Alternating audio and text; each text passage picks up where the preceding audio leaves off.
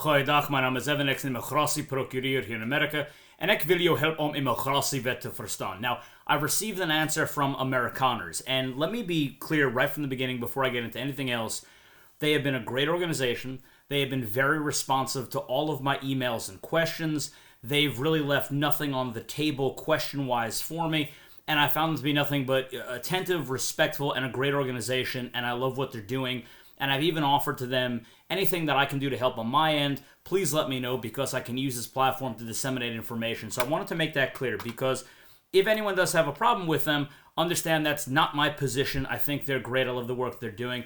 And the fact that they've responded to these questions has been, very meaningful to me, for me to be able to get that information out to you. So before I begin, please remember to like, subscribe, share, consider becoming a channel member if you aren't already. It helps the work that I do, because on top of the 2 jobs that I already have, I'm doing all of this work to try and help to get all of you Afrikaner potential refugees, both in and outside of South Africa, the information that you need to be able to successfully navigate this program. So, if you didn't watch the last video, I encourage you to do it. I had reached out and pretty much asked them, because I had been sent a screenshot of a message from Amerikaners to an Afrikaner who is currently outside the country, and the message seemed, and I'll post it up here, to infer that they said, return to South Africa and then we can discuss and begin the refugee screening.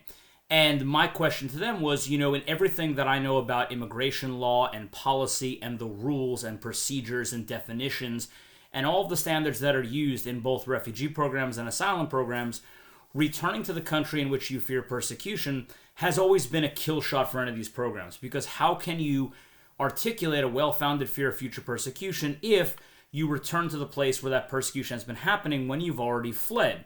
And you've heard me say that I've quoted the 7th Circuit Court of Appeals here, that really the understanding of the difference between mere discrimination, harassment, and persecution is the difference between saying, I really wish I could live somewhere else, and saying, I have to leave this country. It doesn't matter if there is no legal mechanism for my safety somewhere else.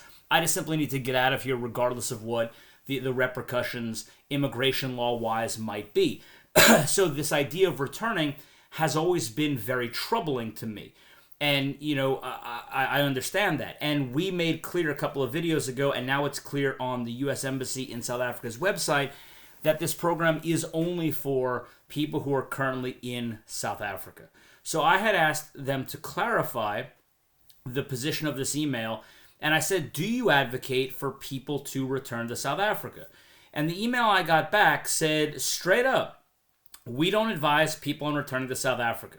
Other than that, we cannot process them while they are abroad per our mandate by PRM. And the individual I was speaking to said that in the context of the message that I was sent, they believe the applicant was on a short-term visit abroad. So I followed up. I said, I understand it. So clearly your position is you don't advise people returning to South Africa. I said, but can you clarify for me what is meant by a short-term visit abroad? Because I said that, in the context of the message, you said when you arrive in South Africa, we'll discuss your options. Many people might define short-term visit abroad as, well, I'm on a temporary work visa in another country, but it's 3 years. Well, is that short-term? What does that actually mean? And the response I got was that they believed this was like a holiday, saying that they were temporarily abroad. And it was not advice, right? And this is huge, because this throws that whole email aside for a second. It wasn't advice, but the individual was simply extending a courtesy, saying that we will assist you when you return. It wasn't advice to return to South Africa. It wasn't any indication that returning to South Africa would be good or bad for your potential interview with USCIS in articulating a well-founded fear. It was simply a courtesy, and I understand that. The trouble we run into, both the Amerikaners group and the Afrikaners in contact with them, is everyone is so edgy and everyone is so nervous and concerned and so ready to get out of South Africa and flee this persecution that any misstep, any use of language that could be interpreted in a different way is seeming to explode in everyone's face. And like when I tell my law students, especially in law, words matter. They matter a lot. And definitions of words matter. Hence definition of persecution, what a well-founded fear of future persecution is. So long story short, that email wasn't Afrikaners encouraging anyone to come back. It was a courtesy saying that when you're in South Africa, then we can discuss, because you have to be here in order for you to be able to participate in the program at all. So the Afrikaners contact even sent me another part from an email where they said, in response directly to this question of should I return, they said, quote, "There's no specific policy directive on this to share with you either, so I can't clarify any further." So really, we don't have an answer on whether or not returning would undermine your claim of a well-founded fear of future persecution. And again, I'm not necessarily talking about Afrikaners or CWS or any of the initial screeners. I'm concerned about USCIS. And I don't know, I just kind of had like a brain fart where I don't remember what I just said. Just to clarify, I'm not talking about Amerikaners, CWS, or the initial screeners. I'm more concerned about the USCIS interview, right? Where they will look at you and say, well, you returned. That traditionally for us USCIS refugee officers, the same level of training as asylum officers, is generally a kill shot in claiming that you have a well-founded fear of future persecution. So that's what I'm concerned about. Now, clearly what Amerikaners is saying is they have no guidance on this. They are simply going to evaluate based on what they have been told, what they understand it to be. But again, that doesn't mean that you won't come back, do your initial screening with CWS or Amerikaners, get through the initial screening, and then as the U.S. Embassy's website says, you can be denied because of your persecution claim with your USCIS interview, and ultimate authority rests with them to make that decision. So clearly, we have an answer from Amerikaners. They don't advise anyone returning to South Africa, and they have no policy directives. They have no way to answer the question of whether or not it would undermine a well-founded fear of future persecution. So that's just the information that we have to go off of. So again, if you're outside of South Africa, unfortunately, you are potentially out of luck here. Now, what many of you are going to say is, well, I have to return. I don't have a choice. My visa in country X expires, and I have to go back. I understand that. I 100% do. And for you, I have no answer.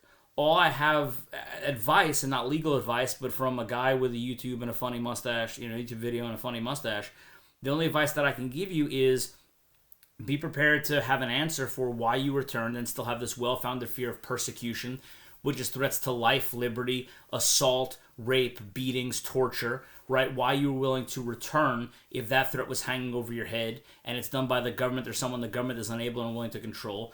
Or you look into every single possibility for relief in the country you're at, or the potential to go somewhere else, as opposed to going back to South Africa. Because my fear is you go back and then you get denied. But again, I don't have an answer for you, right? All I can say is you will have to explain how you meet that high threshold for a well-founded fear of future persecution and still return to the country where that persecution is taking place. But again, I don't encourage you to overstay your visa. I don't encourage you to be anywhere illegally. I just encourage you to be prepared to answer those questions and to potentially look at other options that might be available to you in the country in which you are now, or potentially in other countries that you might have the opportunity to travel to from where you are now. So keep that in mind. That's the answer from Amerikaners. Again, it's looking bleak for people outside of South Africa. You cannot apply unless you're there. They do not encourage you to return, which is the same answer that I've given, because I think it undermines that credible, well-founded fear of future persecution. But if your visa expires, nothing you can do. Be prepared to answer those questions. And again, lastly, and I hope you made it this long, I've had anecdotal, stories sent to me about people on Facebook posting that they have returned and been accepted. If anyone is willing to give me proof of that, and I don't mean like people's information, but ask them, hey, can you email Professor G? It's in the video description, so that I can, again, give you good information.